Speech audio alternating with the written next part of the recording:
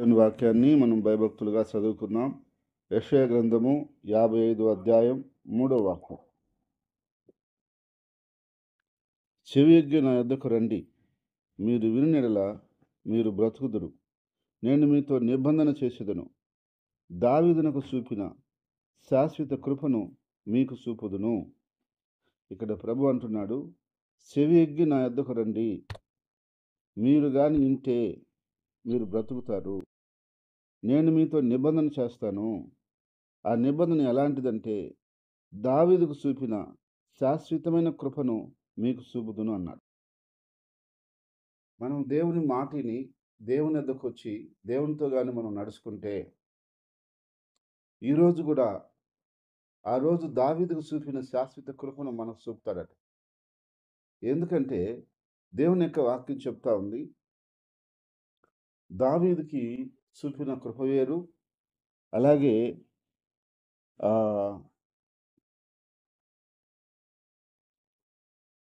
దావీదుకి దేవుడు చూపిన కృప వేరు.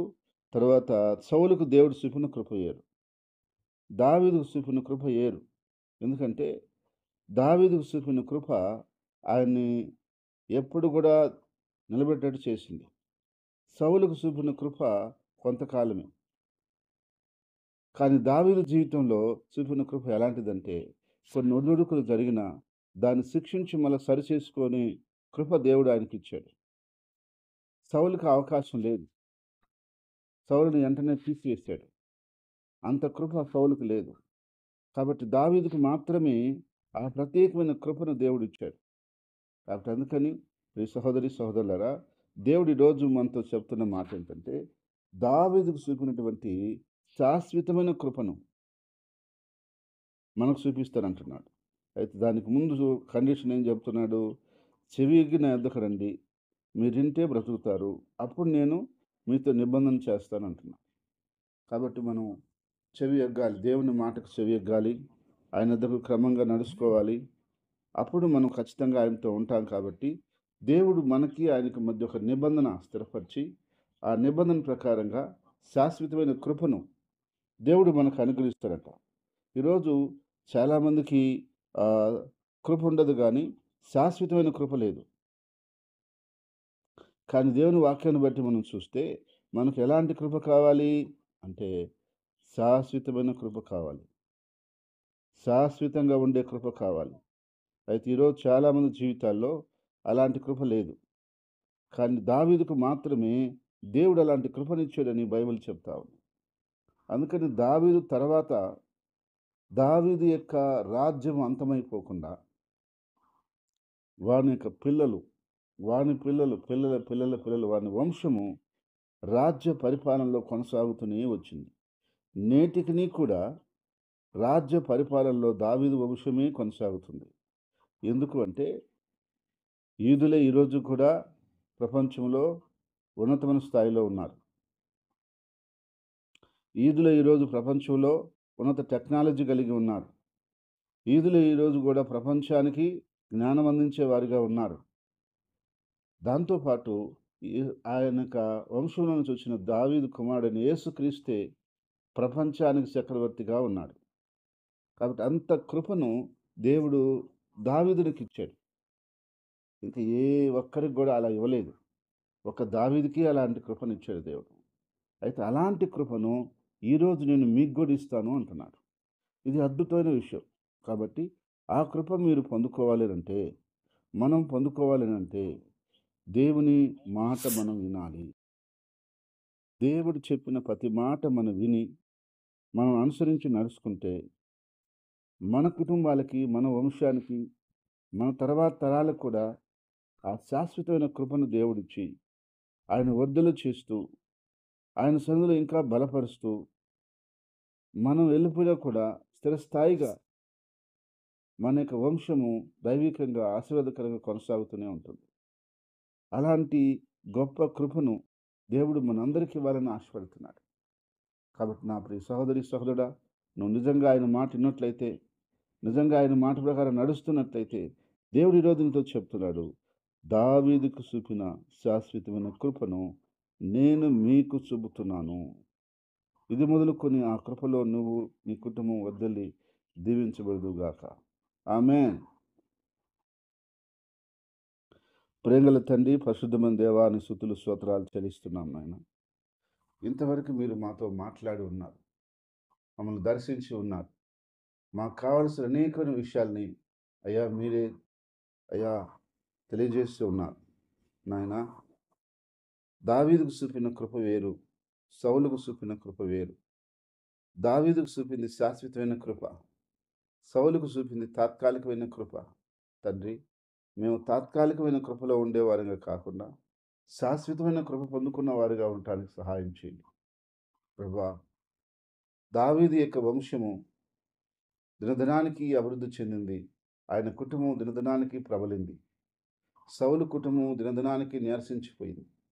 కాబట్టి మా కుటుంబాలు, మా వంశము, రాబోయే తరాలు దినదినము అభివృద్ధి చెందాలి, ఆశీర్వాదకరంగా మారాలి, అనేకులకు దీవెనకరంగా ఉండాలని నీ పేరట నేను వేడుకుంటూ అయ్యా నీ చేతులకు మమ్మల్ని అందరినీ అప్పగించుకుంటూ అయ్యా నీ నామాన్ని గణపరుస్తూ ప్రభా, నీ చిత్తం చొప్పున సమస్త విషయాల్లో మీరు సమకూర్చి నడిపించి నీ నామాన్ని మహింపరుచుకుంటారని అయ్యా మీ చేతులకు మమ్మల్ని అప్పగించుకుంటున్నాం. ఈ దినం నీ ప్రజలు వెళ్తున్న ప్రతి ప్రయాణంలోనూ, ప్రతి మార్గంలోనూ, ప్రతి విషయంలోనూ నువ్వు తోడుగా నీడగా ఉండి నడిపించమని ప్రార్థిస్తున్నాను. అంధకార కార్యాలని, దురాత్మ కార్యాలని, సాతాను కార్యాలని, సుదర్శక్తుల్ని, మంత్రశక్తుల్ని, శాత్వ శక్తుల్ని, శిలంగ శక్తుల్ని, ప్రతి విధమైన దురాత్మ యొక్క సమూహాలని, వాని క్రియలని, వాని యొక్క సోదరుని అపాయాలని మా మీద కానీ, మా పిల్లల మీద కానీ, కుటుంబం మీద కానీ, పరిచర్య మీద కానీ ఎక్కడ ఉండకుండా వాటిని నాజరుడైన యేసు క్రీస్తు నామములో కట్టి బంధిస్తున్నాను. దేవా, నీ బిడ్డలు పనులకు వెళ్తున్నప్పుడు, ఉద్యోగాలకు వెళ్తున్నప్పుడు, వ్యాపారాలకు వెళ్తున్నప్పుడు అయ్యా సమస్త విషయాలు నువ్వు తోడు నీడుగా నడిపించమని, ఎలాంటి ఇరుకు ఇబ్బందులు లేకుండా నీవే కాసి కాపాడి భద్రపరచమని, నీ కృపాక్షేమాలు, నీ దీవెన ఆశీర్వాదాలు ఇచ్చి వదిలి చేయమని, నీ నామానికి అత్యంత ఘనత మహిమ ప్రభావాలు తెచ్చుకోమని, సమస్తములను నువ్వు తోడుండి సహాయం చేసి నన్ను ఘనపరుచుకోమని నీ చేతులకే మమ్మల్ని అందరిని అప్పగించుకుంటూ, చేతులకి సమస్తమును సమర్పించుకుంటూ, నీకే మహిమ ఘనత ప్రభావాలు ఆరోపించుకుంటూ, సమస్త విషయాల్లో నీవే తండ్రి ఆశీర్వాదకరంగా దీవెనకరంగా నడిపించి సహాయం చేస్తావని అప్పగిస్తూ, మా దేశమును, దేశ ప్రజలను, దేశ నాయకులను, దేశ అధికారులను సమస్తమును బట్టి నేను స్తుతించి ప్రార్థిస్తున్నాం. ప్రభువా, నశించిపోతున్నారయ్యా, వారిని కనికరించండి, రక్షించండి ఆయన. అయ్యా నువ్వు వారిని మాకు అప్పగించు ప్రభువా. ఆ బిడ్డలని, ఆ కుటుంబాలని మాకు అప్పగించయ్యా దేవా. అప్పగించయ్యా, అప్పగించయ్యా, అప్పగించయ్యా. ఆ బిడ్డలు మాకు నాయన అయ్యా చేతికి అప్పగించు నాయన దేవా. నశించిపోతున్నారయ్యా, నశించిపోతున్నారు. చిన్నవారని లేదు, పెద్దవారని లేదు, చదువుకున్న వారని లేదు, చదువు లేని వారని లేదు, ఆడవారని లేదు, మగవారని లేదు ప్రభువా. అయ్యా ప్రతి చోట, ప్రతి ప్రాణంలో ఉన్న పిల్లలందరూ, బిడ్డలందరూ నశించిపోతున్నారు. వారందరినీ కూడా మీరు ఆకర్షించి, రక్షించి, కాపాడమని ప్రార్థన చేస్తున్నాను. నా తండ్రి, ఇప్పటికే నేను నమ్ముకున్న వీళ్ళందరినీ కాసి కాపాడు. గుడి సంఘం, నెల్లూరు సంఘం, బ్రాంచ్ సంఘాలని, అలాగే సార్వత్రిక సంఘమును మీరు జ్ఞాపకం చేసుకుని అభివృద్ధి పరిచినాయన, దీవించినాయన, ఆశీర్వదించినాయన. అయ్యా నీ రాకడకు సిద్ధపరచునాయన దేవాన్ని, ప్రజలకున్న ఇరుకులు, ఇబ్బందులను అయ్యా పూర్తిగా తొలగించి వేతండి. వ్యాధి బాధలను సంపూర్ణ స్వస్థపరచునాయన. అయ్యా ఆర్థిక సమస్యల నుంచి పూర్తి విడుదల కలగచ్చునాయన దేవా. మానసిక, శారీరక ఒత్తిడి నుంచి విడుదల కలగచ్చు అయ్యా. పరిపూర్ణ నీ బలము, శక్తి, ధైర్యము అయ్యా నీ బిడ్డలకు సంపూర్ణంగా అనుగ్రహించమని ప్రార్థిస్తాం. ఎలాంటి నలకట, ఎలాంటి ఒడిదుడుకులు ఏది ఉన్నా సరే ప్రభువైన యేసుక్రీస్తు నామములో పూర్తిగా తీసేయమని ప్రార్థిస్తున్నాం తండ్రి. దినదినము ఆత్మీయంగా నీ బిడ్డలు బలపడి నీ చేతిలో పనిముట్లుగా, సాధనాలుగా వాడబట్టుకు నీ సహాయం దయచేయమని ప్రార్థిస్తున్నాను. ప్రభువా, నీ కనికరం చూపించండి, శాశ్వతమైన నీ కృపను చూపించండి. నీ కృప చేతనే నీ ప్రజలను పైకి తీసుకురామని, ఉన్నత స్థాయికి తీసుకురామని, బహుగా ఆశీర్వదించమని నీ బిడ్డలను తండ్రి నీ చేతులకు అప్పగిస్తున్నాను. ప్రభువా, అన్ని విషయాల్లో నిన్ను మహింపరుస్తూ స్తుతిస్తున్నాం తండ్రి. ఈరోజు పుట్టినరోజును, వివాహ దినమును జరుపుకుంటున్న బిడ్డల్ని, కుటుంబాలని జ్ఞాపకం చేసుకోండి. వారి కుటుంబాల్లో సంతోషం, సమాధానం, ఆశీర్వాదం, ఆనందం మీరు కలగచేయమని, వర్ధల చేయమని ప్రార్థిస్తున్నాం. యేసుక్రీస్తు ప్రభువా, అన్ని విషయాల్లో, అన్ని విధాలుగా నువ్వు కృప చూపించి సహాయం చేసి నడిపించే దేవుడు అని ప్రభువా, మీ చేతులకు మా జీవితాల్ని, కుటుంబాల్ని, పరిచర్యను, మాకు కలిగిన సమస్తమును నీకు అప్పగించుకుంటూ, యేసుక్రీస్తు నామములో స్తుతించి, ప్రార్థించి, అడిగి ఏడుకుంటున్నాను తండ్రి. ఆమేన్.